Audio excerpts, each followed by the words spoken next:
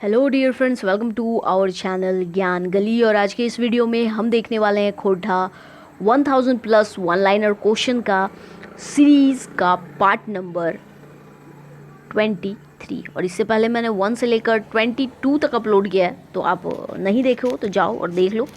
ठीक है, आपको यहाँ से बहुत सारे क्वेश्चंस देखने को मिल जाएंगे। तो आइए स्टार्ट करते हैं। देखिए क्वेश्चन क्या है कि कविता संग्रह बाल किरण के कर रचना लागे। बाल किरण किनकी रचना है? तो हमारे पानुरी जी की है। ठीक है, इनको कई नामों से भी जाना जाता है। जब हम ये वाला वीडियो करेंगे ना, जो क्या बोलूँ मैं उसमें जीवनी वाला, तो वहाँ पे आपको बहुत डिटेल में अच्छे से बता दिया। ठीक है, चलिए नेक्स्ट क्वेश्चन की ओर हम बढ़ते हैं। तो देखिए नेक्स्ट क्वेश्चन है, प्रबंध काव्य मुक्तिक डहर के कर रचना है। प्रबंध काव्य मुक्तिक डहर किनकी रचना है? तो ये श्याम सुंदर महतो। ठीक है, किनकी है? तो श्याम सुंदर महतो की। नेक्स्ट है, खोटाएं डाह कर अर्थ है। डाह का क्या अर्थ होता है? तो ये ईर्षा, जलन, परपरी। ठीक है, ये होता है। अजवायर भौजी स्वभाव रहे। अजवायर भौजी जो थी उनका स्वभाव क्या था? तो चिड़चिड़ापन था, चिड़चिड़ापन टाइप का था। फरमाइशी थी। ठीक है, अपने पति से बोलती थी ये लेके आना, वो नहीं आता था तो मुंह फूल जाता था। नेक्स्ट क्या है? फैशनेबल थी। ठीक है, मतलब फैशनेबल क्या बोलोगे उसे? फैशन करने वाली। ठीक है, नेक्स्ट है फरिज।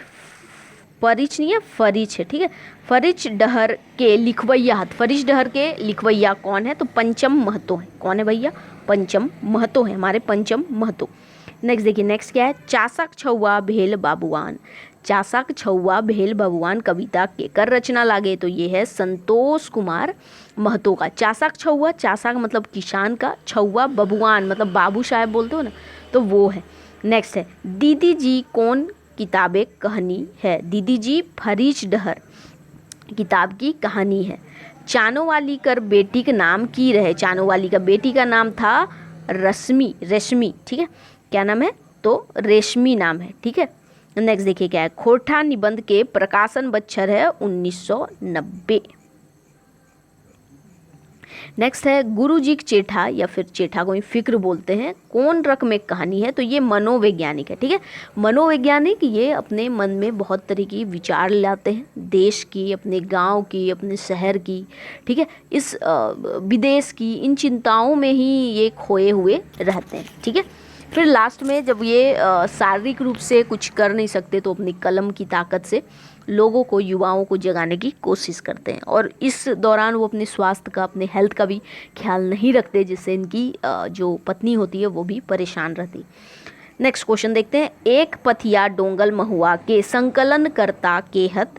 तो ये संतोष कुमार महतो है। ठीक है, नेक्स्ट है, पपीता खेती कविता केकर है? तो ये संतोष कुमार महतो का है। ठीक है, बहुत अच्छी अच्छी कविताएं इनकी है।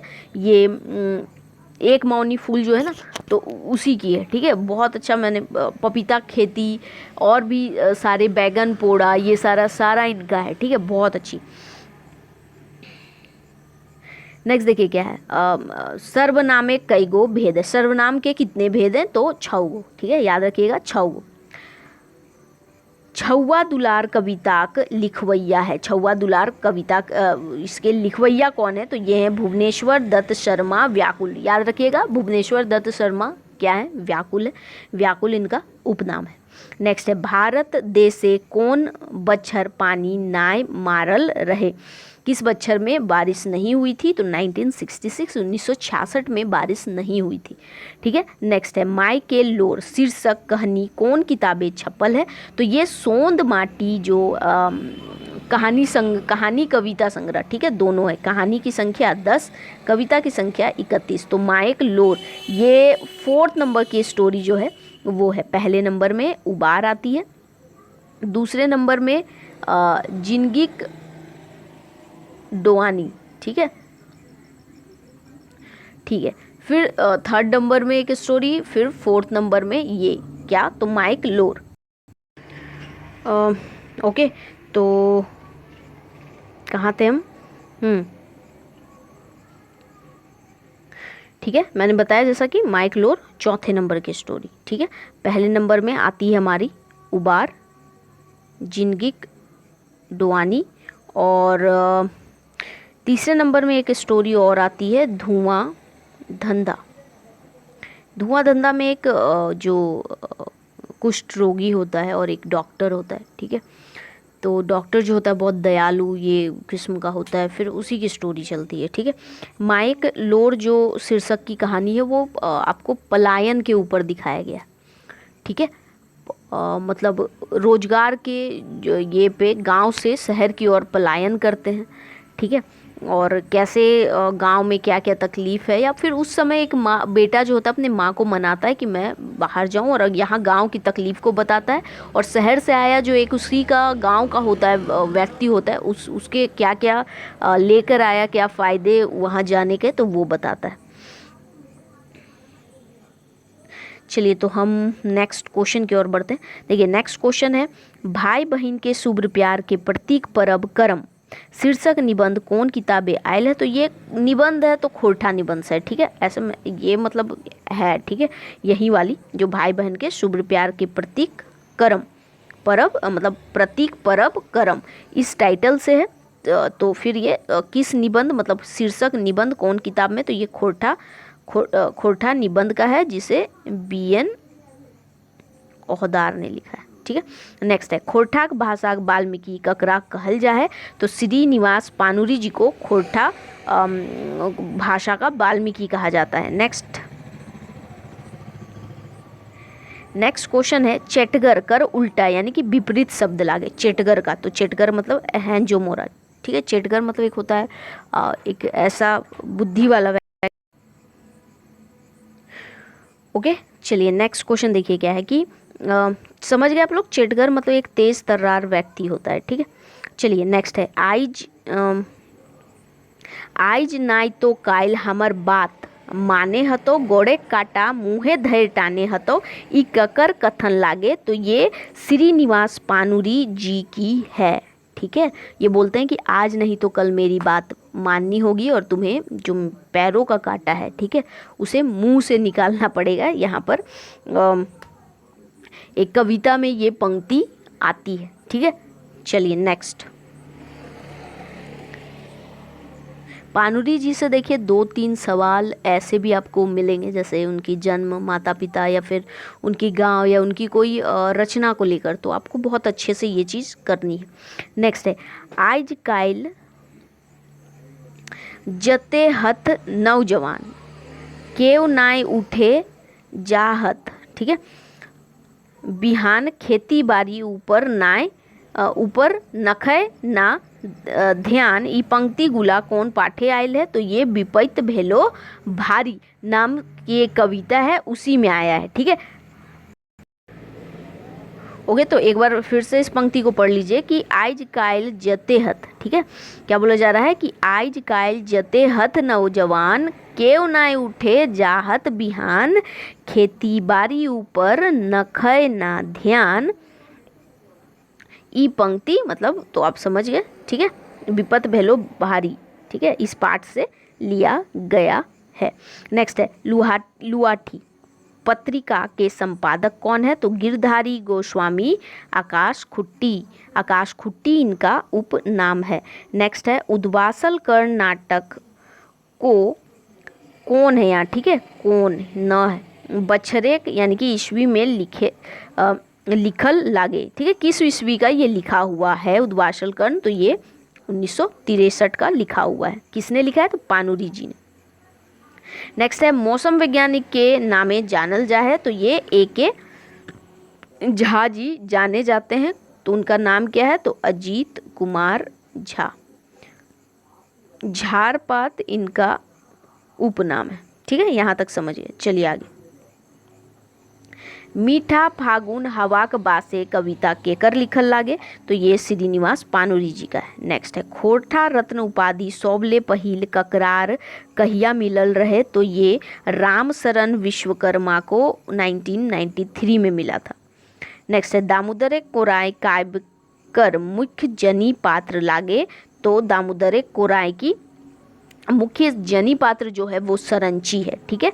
और कमल जो है एक मिनट, कमल केतु इसका नायक है, यानी लीड रोल पे यानी कि मुख्य पात्र है। और सरंची एक्ट्रेस आप बोल सकते हो, यानी कि मेन फीमेल पात्र यहाँ निभाती, मतलब मेन लीड रोल पे फीमेल पे ये है, ठीक है, फीमेल है। मुख्य पात्र दोनों नायक और नायिका। नायक है कमल केतु या कमल भी कहा गया है, और नायिका जो है वो सरंची। नेक्स्ट है बरुआ डाक अखय बोर्ड, ठीक है, संस्मरण के लिखले हत, तो ये शांति भारत लिखे, शांति भारत, ठीक है। नेक्स्ट है भावला शब्द कर माने हुए है बबुल, ठीक है। भावला शब्द का अर्थ क्या होता है, ठीक है, क्या है भावला, तो भावला का मतलब क्या है, बबुल। अब इस पे क्या होता था, बचपन का हमारा एक ये है कि हम लोग इसे जैसे बोलते हो ना, कच्चा पापड़ पक्का पापड़, कच्चा पापड़ पक्का पापड़, कच्चा पापड़ पक्का पापड़, ऐसे बोला जाता था। फिर आप क्या बोलते हो, कच्चा पापड़ बोलते बोलते बोलते स्पीड में कुछ अलग तरीके से हम बोलने लगते थे। तो उसी तरह मुझे याद आया कि जो भावला है ना, उसका भी एक हम लोग ऐसे बोलते थे, ठीक है। तो क्या था कि भावला गाछे बाग झूले छे बोलना होता था, ठीक है। तो हमें जब हम लोग सब बच्चे और होते थे तो बैठे होते थे तो बोलते थे चलो ये बोल के दिखाओ, तो क्या, तो भावला गाछे बाग झूले छे, तो इसको स्पीड में बोलना था कि भावला गाछे बाग झूले छे, भावला गाछे बाग झूले छे, भावला गाछे बाग झूले छे, भावला गाछे बाग झूले छे। तो इस तरह जब आप स्पीड में बोलते थे ना, तो आपके मुंह से फिर क्या निकलने लगता था बोलते बोलते कि भावला गाछे बाप झूले छे, ठीक है। बाग, बाग हम लोग बोलते हैं, ठीक है, बाग झूले छे, भावला गाछे यानी कि बबुल गाछ में बाग झूलता है, लेकिन बोलते बोलते फिर हम लोग क्या बोलते थे, भावला गाछे बाप झूले छे, ठीक है। तो एक वो कॉमेडी वाला था, ठीक है। चलो आगे बढ़ते हैं। नेक्स्ट देखिए क्या है, उड़ीसा महात्म। उड़ीसा महात्म निबंध कौन किताब में छपले है, तो ये खोटा गद्य पद्य संग्रह में छपा है। नेक्स्ट है बोरवा डाक अखैर बोर कैसन रचना लागे, तो ये संस्मरण है, ठीक है, संस्मरण है। नेक्स्ट है शेख भिखारी के जन्म थाना या जन्म स्थान होगा यहाँ, ठीक है, जन्म थाना नहीं स्थान के नाम है क्या है, तो खुदिया लोटुआ गांव, ठीक है। खुदिया लोटुआ गांव ये आई थिंक और मांझी के ही ये पे पड़ता है, ठीक है, प्रखंड में या कुछ देखना पड़ेगा, देख लीजिएगा आप लोग, ठीक है। नेक्स्ट देखिए क्या है, कर्ण कर दांत सोना कर रहे कैसे मालूम होता है। अभी जैसे बताया था ना अपयश और सुयश, प्रीवियस वीडियो मैंने बताया है, ठीक है, कि अपयश और सुयश जो होते हैं वो उसकी परीक्षा लेने को चले जाते हैं कि मैं उससे दान में मांगूंगा। तो दान में फिर क्योंकि वो अब लास्ट स्टेज रहता है, उसको तीर लगी हुई होती है और मरने को रहता है, तो उस समय उसके पास तो कुछ नहीं होता है दान देने को। तो अपयश और सुयश जो होते हैं वो एक बामन का भेष धर करके चले जाते हैं कि मुझे दान में सोना चाहिए। तो फिर होता है वो बहुत सोचता है कि मैं कैसे करूँगा, और अपने इस जो दशा होती है उस पे खुद पे तरस करता है, या फिर क्या बोलूँ, खुद पे क्रोधित होता है। फिर एक आकाशवाणी होती है और आकाशवाणी से कर्ण को पता चलता है, आकाशवाणी होती है और कर्ण को बोला जाता है कि तुम्हारा दांत जो है ना, एक दांत वो सोने का है तो दे दो। तो इस तरह से लास्ट टाइम पे भी जब वो मरने को रहता है तो भी अपना दांत तोड़ करके दान में देता है। तो इस तरीके से हम दानवीर कर्ण उसे कह सकते हैं, क्या है कह सकते हैं, था ही वो, ठीक है। चलो देखो नेक्स्ट क्या है कि डा शीर्षक के नाटक के जनी पात्र के नाम है। तो जनी पात्र का नाम क्या है, रचना, ठीक है। डा नाटक जो शीर्षक है, मतलब डा नाम से जो नाटक है, ठीक है, जिसे सुकुमार ने लिखा है, सुरेश कुमार ने, तो उसकी जनी पात्र जो है, जनी पात्र का क्या नाम है, तो रचना है, ठीक है। और एक और होती है भावना नाम की, चलिए, और एक और होती है मुन्नी, एक बच्ची होती है, ठीक है। तो इसका उतना जिक्र नहीं है मगर ध्यान में रख लीजिएगा, जो भावना की बेटी होती है मुन्नी, ठीक है। नेक्स्ट देखिए खोरठा भाखाय जन्म खरोष्टी लिपि ले भेल है, ठीक है। मतलब देखिए क्या बोला जा रहा है कि खोरठा भाखाक जन्म खरोष्टी लिपि ले भेल है, मतलब खरोष्टी जो लिपि है उससे खोरठा भाषा का जन्म हुआ है। ई बाटा के बचकेल है, ठीक है। ये कौन बचकता है, कौन बोलता है, तो हमारे झाजी जो हैं, ठीक है, वो बोलते हैं, झाजी, एके झाजी की क्या बोलते हैं कि खोरठा भाषा का जन्म जो है वो खरोष्टी लिपि से हुआ है, ये उनका स्टेटमेंट है, ठीक है।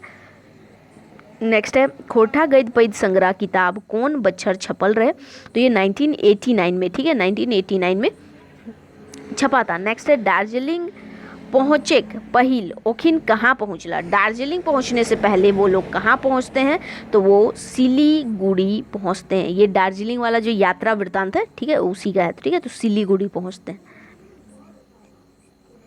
चलिए नेक्स्ट क्वेश्चन की ओर बढ़ते हैं। देखिए नेक्स्ट क्वेश्चन है डूडायर जिरहुल फूल, डूडायर जिरहुल फूल के प्रकाशक हैं, डूडायर जिरहुल फूल के प्रकाशक कौन है, तो वो एक खोरठा साहित्य संस्कृति परिषद बोकारो।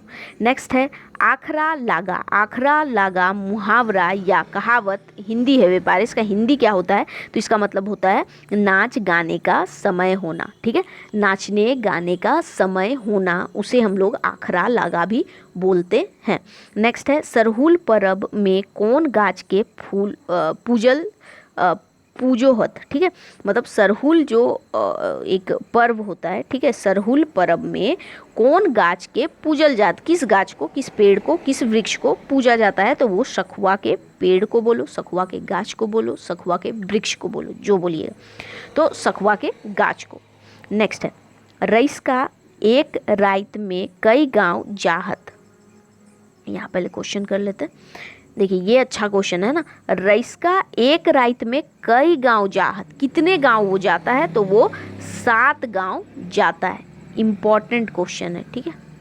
चलिए नेक्स्ट है चासक छौआ भेल बबुआन कविता कौन किताब से लेल गेल है, किस कविता से लिया गया है, तो एक मौनी फूल से लिया गया है, जिसके राइटर संतोष, क्या नाम है, संतोष कुमार महतो, शॉर्ट में लिख रहे हैं, चलो समझ जाना, संतोष कुमार महतो है एक मौनी फूल। अब जैसे पपीता खेती, ठीक है, बैगन पोड़ा, ये सब इन्हीं की रचना है, कविता है, ठीक है।